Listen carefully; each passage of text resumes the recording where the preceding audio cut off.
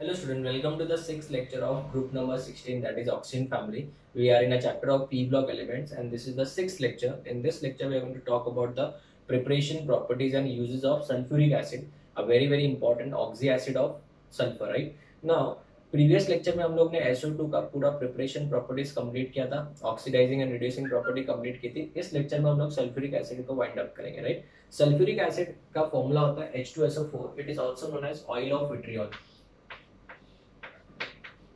Oil of vitriol और इसी के हिसाब से बच्चों हम लोगों ने नाम दिया है blue vitriol, green vitriol and white vitriol. White vitriol पता ही होगा ZnSO4 को बोलते हैं, ग्रीन विट्रियोल FeSO4 को, CuSO4 को हम लोग ब्लू विट्रियोल बोलते हैं, right.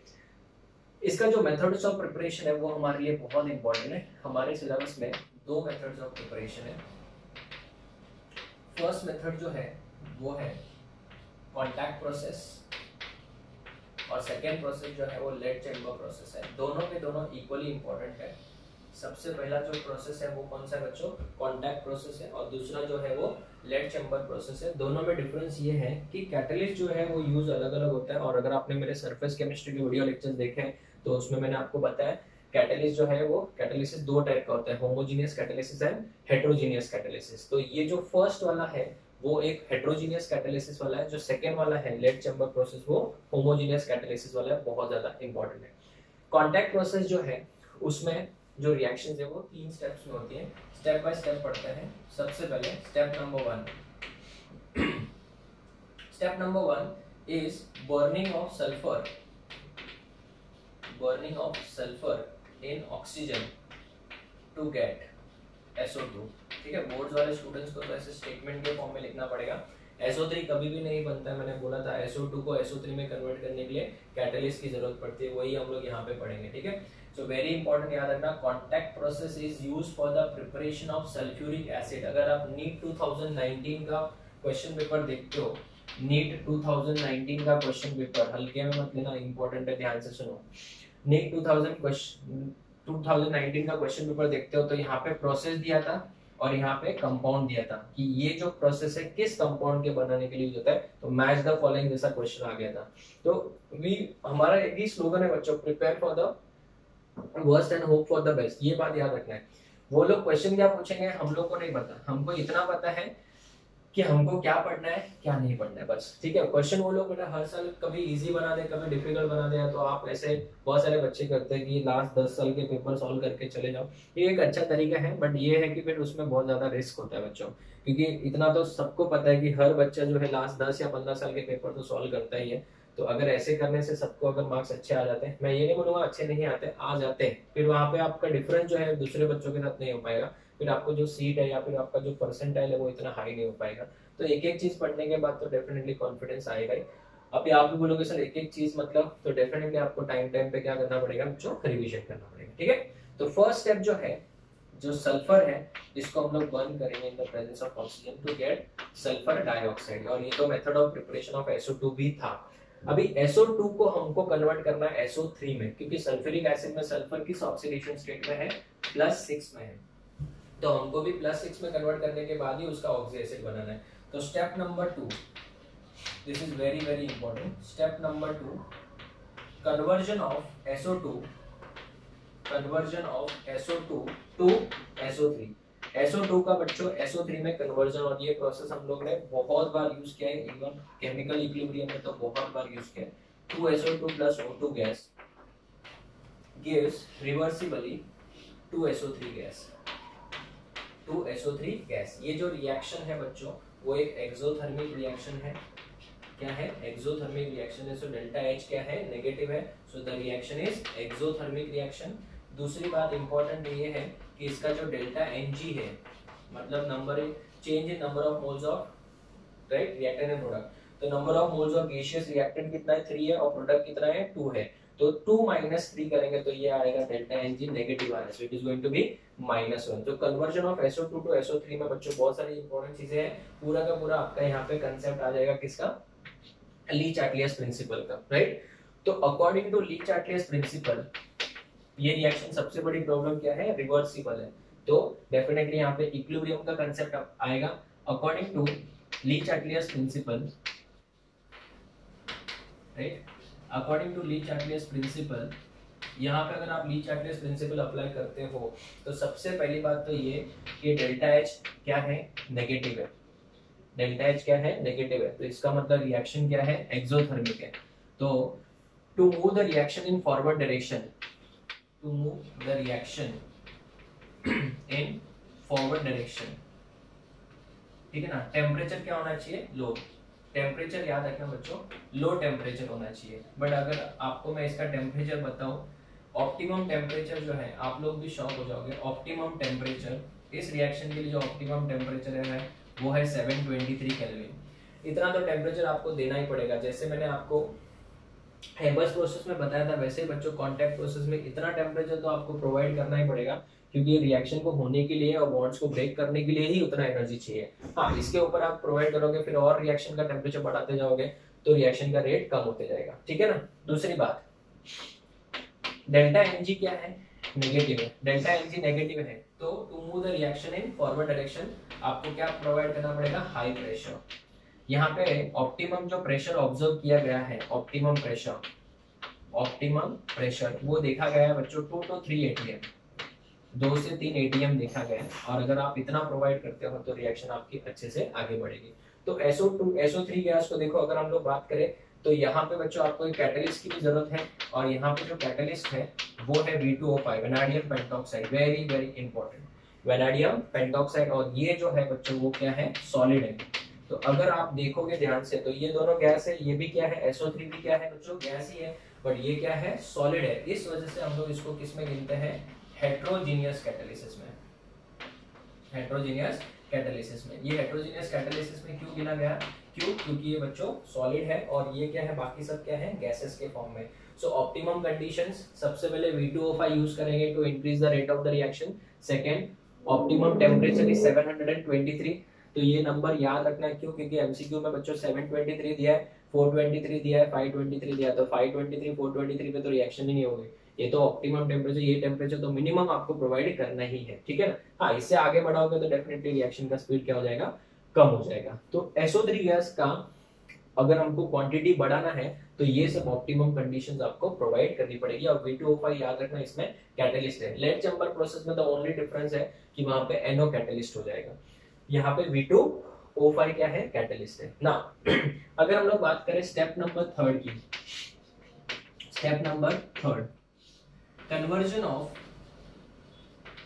SO3 to H2SO4, SO3 का H2SO4 में कन्वर्जन। तो सिंपली अगर हम लोग बात करें, H2O के अंदर SO3 गैस को पास करेंगे तो ये सेम ऑक्सी एसिड बनेगा H2SO4, ठीक है ना। तो यहाँ पे सल्फर किस ऑक्सीडेशन स्टेट में था, +6 में था, यहाँ पे भी +6 में है, बराबर है। बट बच्चों इसमें एक प्रॉब्लम है।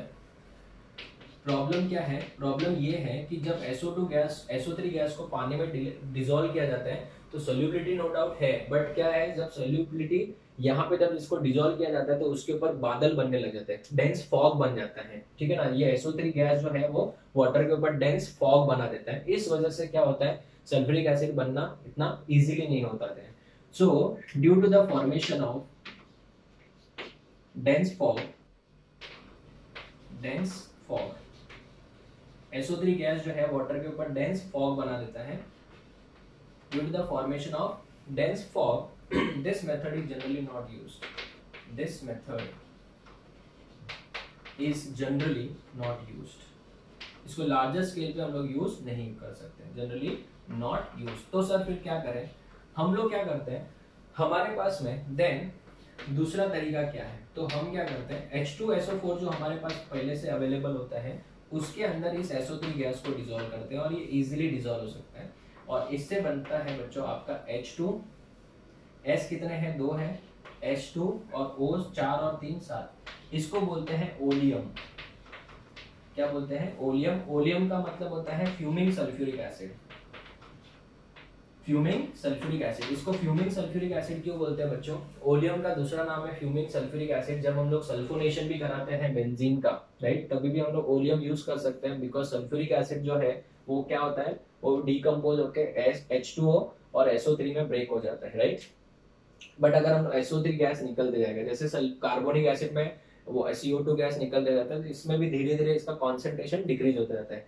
तो हम लोग अगर सल्फ्यूरिक एसिड के अंदर ही SO3 गैस को डिसॉल्व कर दे तो H2SO4 का कॉन्सेंट्रेशन और बढ़ते जाएगा एंड इट फॉर्म्स ओलियम, जिसको हम लोग फ्यूमिंग सल्फ्यूरिक एसिड भी बोलते हैं। क्यों फ्यूमिंग सल्फ्यूरिक एसिड? बिकॉज अगर आप इसको ओपन कंटेनर में रखोगे तो इसके अंदर से कंटिन्यूअसली SO3 गैस जो एक्सेस डिसॉल्व हुआ है वो निकलते जाते हैं, तो इसके लिए हम लोग इसको फ्यूमिंग सल्फ्यूरिक एसिड भी बोलते हैं।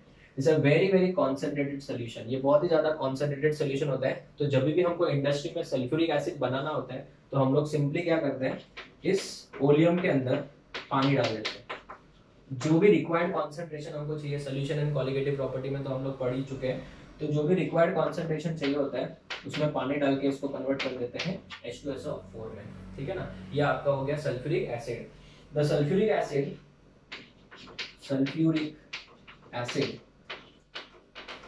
obtained by this method is 96 to 98% pure. 96 to 98% pure होता है बच्चों, याद रखना, this is very very important. तो यहाँ पे सल्फ्यूरिक एसिड जो होता है वो 96 to 98% प्योर होता है, ठीक है। एक और इम्पोर्टेंट चीज याद रखना, यहाँ पे SO2 और O2 का जो रेशियो है वो 2:3 रेशियो में लेना है, ठीक है। So this is the first method, that is contact process. बहुत इंपॉर्टेंट चीजें जो याद रखने वाली है, इसमें 3 स्टेप होते हैं। स्टेप नंबर 2 बहुत इंपॉर्टेंट है, कैटलिस्ट क्या यूज किया, क्या ऑप्टिमम टेम्परेचर प्रेशर है वो भी आपको याद रखना है, ठीक है। और इसमें लीक कैटलिस्ट प्रिंसिपल हमने यूज किया। क्यों हम लोग SO3 गैस को डायरेक्ट डिसॉल्व नहीं कर सकते उसका भी रीजन मैंने आपको बता दिया, और ओलियम क्या होता है वो भी मैंने आपको डिटेल में बता दिया। So this is the first method of preparation, that is contact process. अभी हम लोग स्टार्ट करेंगे लेड चैम्बर प्रोसेस। उससे कैसे सल्फ्यूरिक एसिड बनाया जाता है वो बहुत ही छोटा और सिंपल सा है, ठीक है। इतना आई होप सबको समझ में आ गया होगा, ठीक है। This is very important entrance point of view से, और बोर्ड्स के स्टूडेंट्स के लिए तो 3 से 4 मार्क का क्वेश्चन ये है, give contact process of manufacturing of what H2SO4, very very important method, ठीक है। तो फोटो लो, फिर आगे बढ़ता हूं मैं।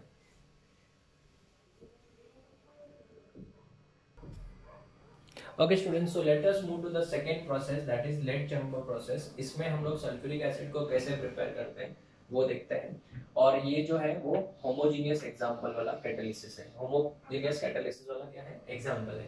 Now let us discuss step number 1।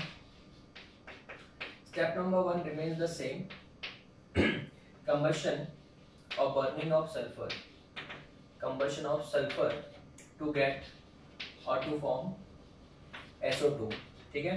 तो sulphur plus O2 gives SO2, ये स्टेप नंबर 1 हो गया। स्टेप नंबर 2 में सिर्फ डिफरेंस है, ठीक है ना। स्टेप नंबर 2 क्या है बेसिकली वो देख लेते हैं। SO2 जो है प्लस O2, ये तो सर सेम ही लग रहा है हमको। यस बेटा सेम ही है, खाली डिफरेंस ये है कि यहाँ पे कैटलिस्ट चेंज हो जाएगा NO, और NO जो है बेटा वो क्या है, नाइट्रिक ऑक्साइड है। मैंने आपको ग्रुप नंबर 15 में सिखाया है। तो ये गैस है, ये भी गैस है, ये भी गैस है, और यहाँ पे 2SO3 क्या बन रहा है बच्चों, वो भी गैस है। तो it is an example of homogeneous की heterogeneous, homogeneous catalysis. It is an example of homogeneous catalysis, ठीक है ना। सो ये हो गया आपका होमोजेनियस कैटालिसिस। अगर मैं इसका मैकेनिज्म थोड़ा सा समझा दूं तो मैकेनिज्म क्या है वो देख लेते हैं। फर्स्ट स्टेप में 2NO जो कैटालिस्ट है वो O2 के साथ रिएक्ट करता है। O2 ये वाला रिएक्टेंट, इसके साथ रिएक्ट करके कन्वर्ट हो जाता है 2NO2 गैस में, करेक्ट। और ये जो 2NO2 है वो रिएक्ट करता है किसके साथ, 2SO2 के साथ, जो सेकेंड रिएजेंट है उसके साथ, और उसको कन्वर्ट कर देता है 2SO3 प्लस ये वापस से किस में कन्वर्ट हो गया, 2NO में कन्वर्ट हो गया। तो अगर हम लोग बात करें तो यहाँ पे 2NO कैंसिल, यहाँ पे NO क्या है, फर्स्ट स्टेप में कंज्यूम हो रहा है, लास्ट में रीजनरेट हो रहा है। केमिकल काइनेटिक्स में we have studied, this is your catalyst. NO2 first step पे फॉर्म हुआ, सेकंड स्टेप पे कंज्यूम हुआ, क्या हो गया बच्चों, इट इज एन इंटरमीडिएट। तो यहाँ पे 2SO2 plus O2 gives 2SO3 हो जाएगा। So this is the mechanism of step number 2। ये होमोजेनियस कैटालिसिस का एग्जांपल हो गया, राइट। स्टेप नंबर 3 में हम लोग वापस से वो ओलियम वाला कंसेप्ट कर सकते हैं, ठीक है ना, ओलियम वाला, बराबर है। या फिर अगर मैंने आपको वापस बोलूं कि SO3 plus H2O to give what, H2SO4, ठीक है ना। ये मेथड भी है, और अगर हम लोग चाहे तो ओलियम वाला मेथड भी लिख सकते हैं, और ओलियम मेथड, राइट। इससे भी हम लोग सल्फ्यूरिक एसिड बना सकते हैं, बट इसमें बच्चों डेंस फॉग बनेगा तो थोड़ा इसको स्लोली करना पड़ेगा, वरना ये बच्चों क्या होगा, डेंस फॉग बनते जाएगा तो इससे सल्फ्यूरिक एसिड का क्वांटिटी बहुत ही कम बनेगा। तो this is lead chamber process. इसमें दो मेथड्स हमने पढ़ा। First one was contact process. याद रखना कांटेक्ट प्रोसेस में यूज होता है V2O5 vanadium pentoxide, and second वाले प्रोसेस में यूज होता है NO एज अ कैटलिस्ट के तौर पे, राइट। तो होमोजेनियस कैटालिसिस का एग्जांपल है और वो हेटेरोजेनियस कैटालिसिस का एग्जांपल है। तो ये सरफेस केमिस्ट्री का भी क्वेश्चन हो गया, which of the following is an example of homogeneous catalysis, ठीक है ना। ये वाला लेड चैम्बर प्रोसेस, नाम भी देंगे लेड चैम्बर प्रोसेस, ये सब लिख के नहीं देंगे। और उसमें हेटेरोजेनियस में आपका कांटेक्ट प्रोसेस आ जाएगा, ठीक है। सो ये हो गए दो मेथड्स ऑफ प्रिपरेशन, बहुत ज्यादा इंपॉर्टेंट है। उसके बाद हम लोग स्टार्ट कर रहे हैं बच्चों प्रॉपर्टीज के बारे में। प्रॉपर्टीज बहुत ज्यादा इंपॉर्टेंट है। इसका डिहाइड्रेटिंग प्रॉपर्टी है, उसके बाद oxidising property in concentrated form में रहेगा। डाइल्यूट H2SO4, नोट लिखना चाहो तो लिख लो। डाइल्यूट H2SO4 के अंदर कोई ऑक्सीडाइजिंग प्रॉपर्टी नहीं होती, थोड़ी भी नहीं होती है। H2SO4 कॉन्सेंट्रेटेड रहेगा तो थोड़ा सा हल्का सा ऑक्सीडाइजिंग प्रॉपर्टी होता है, वो भी माइल्ड ऑक्सीडाइजिंग एजेंट है, कॉन्सेंट्रेटेड फॉर्म में। So which of the following is not an oxidising agent, बोलो it is dilute H2SO4। Dilute H2SO4 में तो ऑक्सीडाइजिंग प्रॉपर्टी होती भी नहीं है, कॉन्सेंट्रेटेड के फॉर्म में क्यों होती है वो आगे मैं आपको बताऊंगा, ठीक है ना। सबसे पहली बात तो ये कि जो H2SO4 है वो डेंस ऑयली लिक्विड है बिकॉज ऑफ हाइड्रोजन बॉन्डिंग, इसके अंदर ट्रेमेंडस हाइड्रोजन बॉन्डिंग होती है। सो H2SO4 is colorless, it is colorless dense oily liquid। Hydrogen bonding की वजह से बेटा क्या हो जाता है, ये बहुत ज्यादा गाढ़ा हो जाता है, डेंस हो जाता है। Oily liquid with specific gravity of 1.84, no need to write unit because वो स्पेसिफिक ग्रेविटी है at 298 kelvin, at 298 kelvin. Because temperature बढ़ेगा तो उसमें से SO3 गैस इवॉल्व होता जाएगा, तो डेंसिटी थोड़ा सा चेंज हो जाता है। दूसरी बात ध्यान देना अगर मैं बात करूं H2SO4 की, सो डिसॉल्व, अगर जब आप इसको पानी में डिसॉल्व करते हैं, dissolution of H2SO4 in water is highly exothermic reaction. I repeat, highly exothermic, highly exothermic. बहुत ज्यादा अमाउंट में क्या आता है, हीट इवॉल्व होता है। So therefore always add drop by drop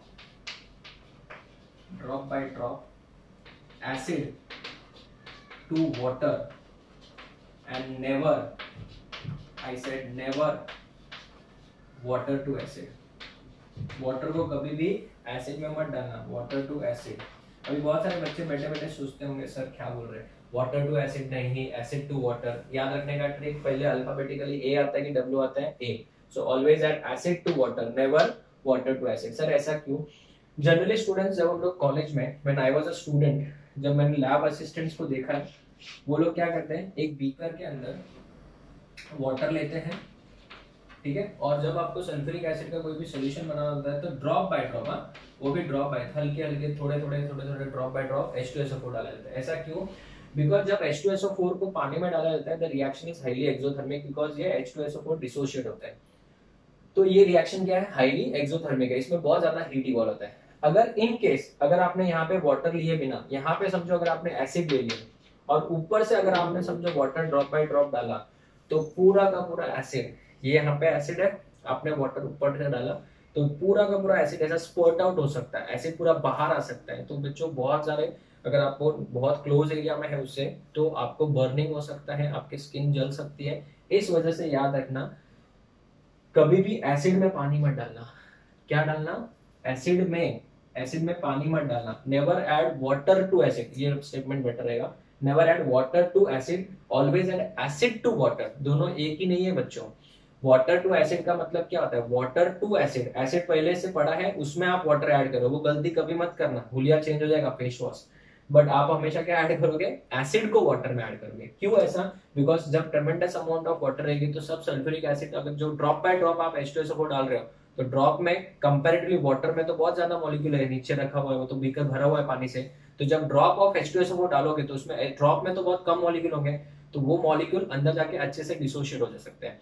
लेकिन अगर आपके पास पूरा एसिड भरा हुआ और एक ड्रॉप वाटर डालोगे तो वो ड्रॉप को सब वाटर एसिड मॉलिक्यूल घेरना चाहेंगे, सब लोग उसी में डिसोशिएट होना जाएगा। तो ये तो ऐसी बात होगी कि समझो कहीं से बेटा कोई फ्लड एरिया है, वहां पे कोई लोग फंसे हुए 10-15 दिन से भूखे हैं, 15-20 लोग फंसे हुए, और हेलीकॉप्टर से समझो बिस्किट का एक पैकेट गिरा तो सब लोग उसके ऊपर टूट पड़ेंगे। वैसे ही हाल ऐसा ही है, अगर यहाँ पे एसिड है तो ऊपर से समझो वाटर का एक ड्रॉप गिरा तो सब एसिड उसके ऊपर टूट पड़ेंगे, तो वो सब बाहर आ जाते हैं। तो उससे बेटा आपको फेस वॉश के लिए लिक्विड मिल सकता है। तो ये थोड़ा डेंजरस हो सकता है, इस वजह से याद रखना always add water to acid और acid to water.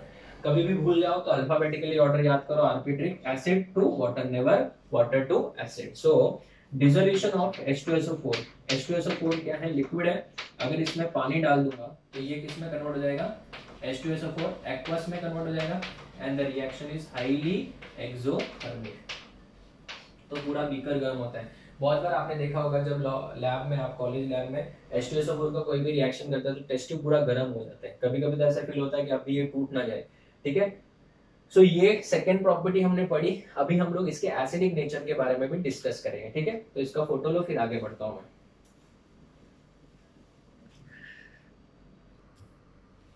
Okay student, so the next property flow chart रखा है अपने।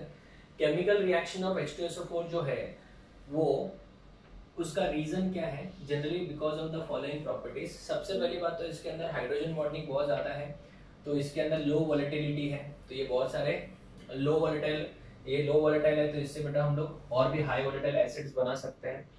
उसके बाद में strong acidic nature, acidic nature में अभी यहाँ पे डिस्कस करने वाला हूँ क्योंकि इसके अंदर एसिडिक नेचर ज्यादा है। उसके बाद में strong affinity for water, water ये बहुत ही अच्छा डिहाइड्रेटिंग एजेंट है, ये भी एक प्रॉपर्टी हम लोग यहाँ पे कवर करने वाले हैं। And oxidising agent in aqua solution only in concentrated form, तो कॉन्सेंट्रेटेड फॉर्म में इसके अंदर बहुत सारे ऑक्सीडाइजिंग प्रॉपर्टी है, तो एक एक करके हम लोग वैसे डिस्कस कर रहे हैं, राइट। अगर हम लोग बात करें H2SO4 की, तो H2SO4 जो है वो डाइबेसिक एसिड है, ये कन्वर्ट हो जाएगा ब्रेक होके किसमें, 2H+ प्लस SO4 2- में, बराबर है। बट अगर मैं इसको डिटेल में स्टडी करूं तो यहाँ पे बच्चों ये जो H2SO4 है, सबसे पहले एक H+ तो बहुत ही क्विकली दे देगा, राइट, एक H+ तो बहुत ही फास्ट दे देता है, बट इसका जो सेकेंड H+ है वो बहुत ही डिफिकल्टी के साथ निकलता है। तो ये अगर हम लोग बात करें तो जैसा देश वैसा भेष, कैसा मतलब, हम लोग अगर आयनिक इक्विलिब्रियम की बात करें तो एक ही साथ में दोनों हाइड्रोजन की बात करते हैं, बट यहाँ पे ये जो वाला है उसका जो डिसोसिएशन कांस्टेंट होता है वो बहुत ही कम होता है बच्चों। इसका कम होने का कारण क्या है, बिकॉज यहाँ पे ऑलरेडी H+ ऑलरेडी है, तो इसकी वजह से ये क्या है बेटा, कॉमन आयन इफेक्ट की वजह से ये रिएक्शन थोड़ी सी रिवर्सिबल हो जाती है। तो क्या मैं बोल सकता हूँ कि ये स्ट्रॉन्ग मोनोबेसिक एसिड है, यस, बट अगर कभी रिएक्शन में जरूरत पड़े तो हम लोग दोनों H को एक ही साथ में हटाएंगे। तो ये भी दो टाइप के सॉल्ट बनाता है, it forms two types of salts, दो टाइप के सॉल्ट बनाता है, टू टाइप्स ऑफ सॉल्ट्स। एक होगा बच्चों एसिडिक सॉल्ट, एसिडिक सॉल्ट बनाएगा, और एक होगा बच्चों नॉर्मल सॉल्ट। तो एसिडिक सॉल्ट में जो होगा वहां पे बाइसल्फेट आयन होगा, HSO4- होगा, राइट। और अगर हम लोग बात करें ये HSO4- होगा, और अगर हम लोग नॉर्मल सॉल्ट की बात करें तो वहां पे दोनों हाइड्रोजन निकल चुके होंगे, तो ये SO4- हो जाएगा। तो इसका best example would be NaHSO4 sodium bisulphate, ये आपका एसिडिक सॉल्ट है, राइट, और इसका एग्जांपल हो जाएगा Na2SO4, ये आपका एक न्यूट्रल सॉल्ट है, ठीक है ना। तो it is strongly acidic in nature. Now, due to its low volatility because of hydrogen bonding, it is used to manufacture high volatile acids. इससे हम लोग high volatile acids बना सकते हैं। इसका एक जनरल रिएक्शन है, ध्यान देना, ये याद रखना बच्चों, अपना काम बहुत आसान हो जाएगा। 2MX, M stands for metal, M क्या है, मेटल है, और X क्या है बच्चों, फ्लोरीन हो सकता है, क्लोरीन हो सकता है, या फिर NO3- हो सकता है, राइट। यहाँ पे X क्या है, माइनस के फॉर्म में, NO3- हो सकता है। तो आप बताओ यहाँ पे अगर हम लोग इसका रिएक्शन करें H2SO4 के साथ तो ये M2SO4 बनेगा, प्लस यहाँ पे क्या बनेगा, HX बनेगा। अगर मैं बात करूँ HF की, HF जो है बच्चों उसको थोड़ा भी एनर्जी देगा तो इसमें नो डाउट हाइड्रोजन बॉन्डिंग होती है, बट वो क्या है, लो वोलेटाइल लिक्विड है। HCl तो सबको पता है गैसियस फॉर्म में होता है, एंड HNO3 भी इजीली क्या हो सकता है बेटा, हीट करेंगे यहाँ पे एनर्जी देंगे तो उसमें से वो भी वोलेटाइल, कंपैरेटिव टू H2SO4 क्या है, लो वोलेटाइल कंपाउंड है। सॉरी मोर वोलेटाइल कंपाउंड है। H2SO4 क्या है, लो वोलेटाइल कंपाउंड है और ये हाई वोलेटाइल कंपाउंड है। तो याद रखना ये रिएक्शन बहुत इंपॉर्टेंट है। हम लोग को खाली इसमें M की जगह पे मेटल लिखना है और X की जगह पे कुछ भी हो सकता है। तो आपको बोर्ड्स वाले स्टूडेंट्स को आपको ऐसे क्वेश्चन एग्जाम में आ सकता है कि what is the reaction of NaCl with H2SO4। I'll repeat the question, what is the reaction of NaCl? Example के तौर पे अगर लिखना चाहो तो लिख सकते हैं रिएक्शन NaCl का रिएक्शन H2SO4 के साथ क्या होगा। H2SO4 के साथ रिएक्शन क्या होगा, इसका रिएक्शन हो जाएगा Na2SO4 बन जाएगा और यहाँ पे बन जाएगा HCl, ठीक है ना। तो जब हम लोग हाइड्रोक्लोरिक एसिड पढ़ेंगे कहाँ पे, ग्रुप नंबर 17 में, तो वहाँ पे एक मेथड ऑफ प्रिपरेशन हो जाएगा। सर हम लोग यहाँ पे Br और ये क्यों नहीं ले सकते, उसका रीजन मैं ऑक्सीडाइजिंग प्रॉपर्टी में सिखाऊंगा, वेरी वेरी इंपॉर्टेंट। वहाँ पे HBr तो बनता है, HI तो बनता है, बट उनके अंदर प्रॉपर्टी की वजह से, रिड्यूसिंग प्रॉपर्टी की वजह से वो Br2 और I2 में कन्वर्ट हो जाता है। वहाँ पे मैं बहुत डिटेल में कवर करने वाला हूँ। तो F माइनस में तो कोई रिड्यूसिंग प्रॉपर्टी हो ही नहीं सकती, इसको तो बेटा रिड्यूस नहीं कर पाएंगे अपन, ठीक है। तो यहाँ पे बच्चों ये वाला X की जगह पे क्या क्या हो सकता है, फ्लोरीन हो सकता है, क्लोरीन हो सकता है, या फिर NO3 हो सकता है, राइट। तो ये एक वन ऑफ द रिएक्शन मैंने लिखी है जो बहुत इंपॉर्टेंट रिएक्शन भी है, ठीक है। डिहाइड्रेटिंग एजेंट मैंने आपको पहले भी बहुत बार सिखाया है कि डिहाइड्रेटिंग एजेंट या ड्राइंग एजेंट के तौर पे हम लोग किसको किसको यूज कर सकते हैं, कॉन्सेंट्रेटेड H2SO4 को यूज करते हैं, उसके बाद P4O10 को यूज कर सकते हैं, CaO को यूज कर सकते हैं, एनहाइड्रस CaCl2 को यूज करते हैं हम लोग। तो कॉन्सेंट्रेटेड सल्फ्यूरिक एसिड हम लोग ऑलरेडी पढ़ के आए, कोई नई बात नहीं है, it's a good dehydrating agent. Now अगर मैं यहाँ पे कॉन्सेंट्रेटेड H2SO4 ले लूं तो हम लोग बच्चों methods of preparation, carbon family में अगर हम लोग पढ़ चुके हैं, यहाँ पे method of preparation of CO था, तो CO प्लस ये क्या हो जाएगा H2O, ऑक्सैलिक एसिड है। इसको लिखने का तरीका दूसरा एक और है, COOH 2 टाइम्स COOH, ऐसे दो बार हो जाएगा। यहाँ पे आपको CO भी मिलेगा, CO2 भी मिलेगा और H2O भी मिलेगा। ये डिहाइड्रेटिंग एजेंट के तौर पे काम कर रहा है। अगर मैं शुगर, राइट, ये सुक्रोज है, इसके ऊपर अगर हम लोग सल्फ्यूरिक एसिड डाल दें तो ये वाला कन्वर्ट हो जाएगा 12 कार्बन प्लस 11 H2O में कन्वर्ट हो जाएगा। ये वाला कन्वर्ट हो जाएगा 6 कार्बन प्लस 6 H2O में कन्वर्ट हो जाएगा। सो ये एक डिहाइड्रेटिंग एजेंट के तौर पे काम करता है। आपने देखा होगा सल्फ्यूरिक एसिड अगर बाय मिस्टेक स्किन के ऊपर गिर जाता है, वाटर एब्जॉर्ब कर लेगा, तो वहां पे बर्निंग सेंसेशन तो होता ही है, साथ में वो ड्राई भी कर देगा स्किन को। रिएक्शन विद PCl5 थोड़ा हमारे लिए इंपॉर्टेंट है। क्यों इंपॉर्टेंट है, ध्यान देना। अगर मैं सल्फ्यूरिक एसिड की बात करूं तो ये वाला स्ट्रक्चर है सल्फ्यूरिक एसिड का, करेक्ट। तो जब इसका रिएक्शन PCl3 के साथ किया जाता है PCl5 के साथ, तो PCl5 के साथ रिएक्शन करेंगे तो बच्चों OH की जगह पे क्या आएगा, Cl आ जाएगा। तो OH की जगह पे Cl आ जाएगा, तो ये किस में कन्वर्ट हो जाएगा, HO और यहाँ पे Cl आ जाएगा, राइट। तो बेटा यहाँ पे साइड में क्या बनेगा, एक तो माइनस HCl हो जाएगा और एक POCl3 बन जाएगा। इसका नाम क्या है, क्लोरोसल्फ्यूरिक एसिड, क्लोरोसल्फ्यूरिक एसिड। मैं अभी पूरा लिख देता हूँ, चलो, क्लोरोसल्फ्यूरिक एसिड, राइट। अभी क्लोरोसल्फ्यूरिक एसिड का रिएक्शन अगर मैं वापस किसके साथ करा दूं, PCl5 के साथ करा दूं, वापस से PCl5 के साथ करा दूं, तो ये वाला क्लोरीन भी, OH भी निकल जाएगा, ठीक है ना। तो ये किस में कन्वर्ट हो जाएगा, SO2Cl2 और यहाँ पे बनेगा POCl3। वहाँ पे जगह नहीं था इसके लिए मैंने एरो पे लिखा है, आप भी एग्जाम में ऐसे लिख सकते हो, बोर्ड्स वाले भी और एंट्रेंस वाले भी। इसका नाम है थायोनिल क्लोराइड, रॉन्ग, ये थायोनिल क्लोराइड नहीं है। थायोनिल क्लोराइड का फॉर्मूला होता है SOCl2, ठीक है ना, SDA में पढ़ा था हमने डार्जेंस प्रोसेस में, राइट। तो SOCl2 नहीं है, ये SO2Cl2, इसका नाम है सल्फ्यूरिल क्लोराइड, याद रखना, सल्फ्यूरिल क्लोराइड है, इसका नाम क्या है, सल्फ्यूरिल क्लोराइड।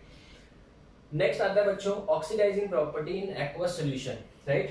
H2SO4 जो है dilute H2SO4 has no oxidising property, इसके अंदर थोड़ा भी नहीं, यस बिल्कुल भी नहीं है, नो ऑक्सीडाइजिंग प्रॉपर्टी, इसके अंदर थोड़ा भी ऑक्सीडाइजिंग प्रॉपर्टी नहीं है। जबकि कॉन्सेंट्रेटेड H2SO4 जो है it shows mild oxidising property, mild oxidising property, वो भी हल्का सा, ज्यादा नहीं, माइल्ड ऑक्सीडाइजिंग प्रॉपर्टी, ठीक है ना।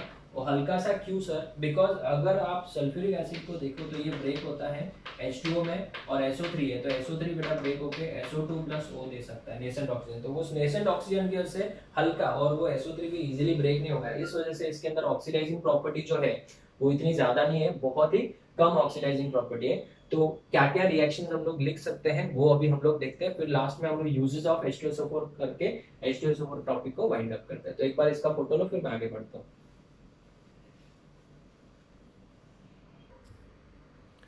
Okay students, so let us continue with the oxidising property metals non metals के साथ, और यूजेस मैंने पहले से लिख के रखे हैं, so we can save time ना। ध्यान से सुनो, H2SO4 in the concentrated form, याद रखना ये एमसीक्यू क्वेश्चन ही है, ठीक है ना। डाइल्यूट के अंदर कोई भी ऑक्सीडाइजिंग प्रॉपर्टी नहीं होती है, याद रखना। कॉन्सेंट्रेटेड H2SO4 है तो ही उसके अंदर ऑक्सीडाइजिंग प्रॉपर्टी होती है, और कॉन्सेंट्रेटेड H2SO4 जो होता है वो रिएक्शन के दौरान खुद जो है ऑक्सीडाइजिंग एजेंट का काम कर रहा है, तो कन्वर्ट हो जाएगा किसमें, SO2 में। किसमें कन्वर्ट हो जाएगा, SO2 में ना। एक दो रिएक्शन हम लोग लिख के देखते हैं, ठीक है ना। जैसे नॉन मेटल की बात करें तो कार्बन जो है वो कन्वर्ट हो जाएगा CO2 में। इसमें मैं वो टेबल के फॉर्म में नहीं दे रहा हूँ, दो तीन ही रिएक्शन है।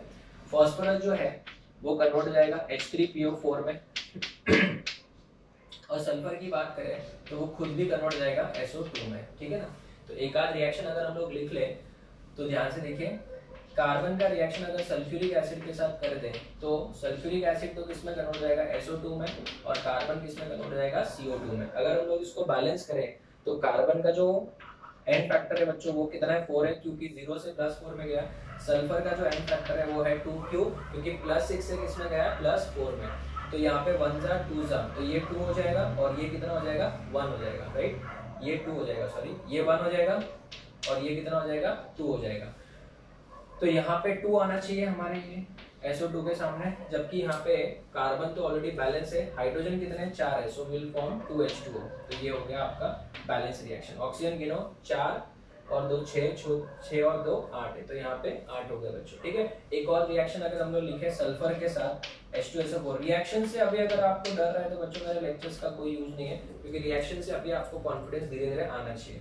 मैं एक बोलूंगा एकदम से तो नहीं, लेकिन एटलीस्ट आपको कॉन्फिडेंस आ रहा होगा कि हाँ अभी हम लोग ट्राई कर सकते हैं, राइट। तो डेफिनेटली यहाँ पे H है तो यहाँ पे H2O भी होगा ही। सल्फर की बात करें तो 0 से +4 में गया, इसका एन फैक्टर कितना है, 4 है, और इसका एन फैक्टर बच्चों कितना है, 2 है। तो 1 जा 2 जा, ये 2 इधर आएगा, ये 1 इधर आएगा, तो सल्फर टोटल कितने हैं, 3 होने चाहिए, so will write here 3, right. Oxygen कितना हो गया, 6, हाइड्रोजन कितने 4 है, सो 2H2O। तो ऑक्सीजन टोटल 8 है, तो इधर भी 8 हो गया, 3 2 जा 6 + 2 8 हो गया। The reaction is balanced. So this is the reaction with non-metal. आप चाहो तो फॉस्फोरिक एसिड के साथ भी, मतलब फॉस्फोरस के साथ भी ये रिएक्शन लिख सकते हो बच्चों। तो ये खुद कन्वर्ट हो जाएगा H3PO4 में और ये कन्वर्ट हो जाएगा SO2 में। नाउ अगर हम लोग बात करें विथ मेटल्स की, विथ मेटल्स, ठीक है, तो मेटल्स लाइक जैसे सिल्वर है, गोल्ड है, प्लैटिनम हो, तो वैसे भी किसी के साथ रिएक्शन नहीं करेंगे। अगर हम लोग रिएक्शन लिखे कॉपर की रिएक्शन लिखे H2SO4 के साथ डाइल्यूट, तो रिएक्शन क्या लिखोगे, सोचो। सर डाइल्यूट के अंदर तो होती ही नहीं है, तो डेफिनेटली नो रिएक्शन। हाँ अगर आप कॉन्सेंट्रेटेड लिखते हो, ध्यान देना इंपॉर्टेंट है, कॉपर का रिएक्शन H2SO4, वो भी कॉन्सेंट्रेटेड H2SO4, कॉन्सेंट्रेटेड H2SO4 के साथ रिएक्शन लिखेंगे तो ये कन्वर्ट हो जाएगा CuSO4 में, प्लस यहाँ पे बनेगा SO2 प्लस H2O, ठीक है ना। एक इंपॉर्टेंट चीज याद रखना है यहाँ पे H2SO4 जो ऑक्सीडाइजिंग एजेंट का काम कर रहा है, वहां पे बच्चों H+ का कोई लेना देना नहीं। देखो यहाँ पे भी H+1 है, यहाँ पे भी H+1 है।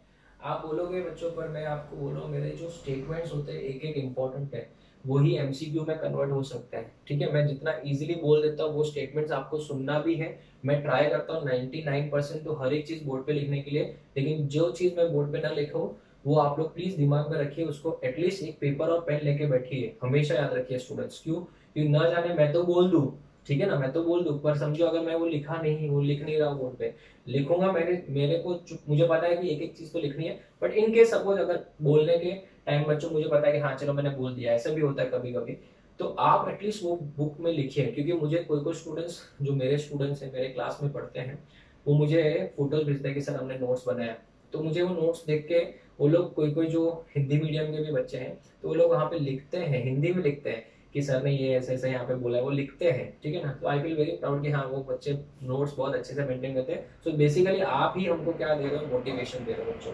सो यहाँ पे SO4-2 जो है वो एक ऑक्सीडाइजिंग एजेंट है, राइट ना। H2SO4 का कोई लेना देना ही नहीं है, क्यों, क्योंकि यहाँ पे हाइड्रोजन +1 में, इधर भी हाइड्रोजन +1 में ही है, तो ऑक्सीडाइजिंग एजेंट कौन है, SO4-2, और वो कन्वर्ट हो रहा है किसमें, SO2 में कन्वर्ट हो रहा है। यही अगर सेम रिएक्शन अगर मैं जिंक की रिएक्शन कर दूं H2SO4 के साथ में, ठीक है ना। यहाँ पे तो अगर डाइल्यूट भी रहेगा तो चलेगा, ठीक है। तो यहाँ पे कन्वर्ट हो जाएगा किसमें, ZnSO4 में प्लस H2 में। अभी आप बोलो यहाँ पे कौन है ऑक्सीडाइजिंग एजेंट, यहाँ पे आपका H प्लस जो है वो ऑक्सीडाइजिंग एजेंट है। क्यों, क्योंकि वो +1 से किस में गया है, 0 में। +1 से 0 में मतलब खुद का क्या हुआ है, रिडक्शन हुआ है, so it is an oxidising agent. Now मैं आपको दो रिएक्शंस लिखने के लिए दूंगा, आप लोग जरा उनको लिखिए, ठीक है। क्वेश्चन के फॉर्म में ले लेते चलो। HBr का रिएक्शन, HBr का रिएक्शन H2SO4 के साथ लिखिए, और एक रिएक्शन लिखिए HI का रिएक्शन H2SO4 के साथ, ठीक है। ये दोनों रिएक्शंस के मैं आंसर आपसे एक्सपेक्ट करता हूँ। मुझे पता है आप गलती करोगे, बट फिर भी मैं चाहता हूँ कि आप लोग पहले एक बार इसका रिएक्शन लिखें, आप लोग इसको दिमाग लगाइए कैसे सॉल्व करोगे। किया, ठीक है, गलती कर दी तो डेफिनेटली बच्चों मैं आपको इसका आंसर बताता हूँ, ध्यान देना।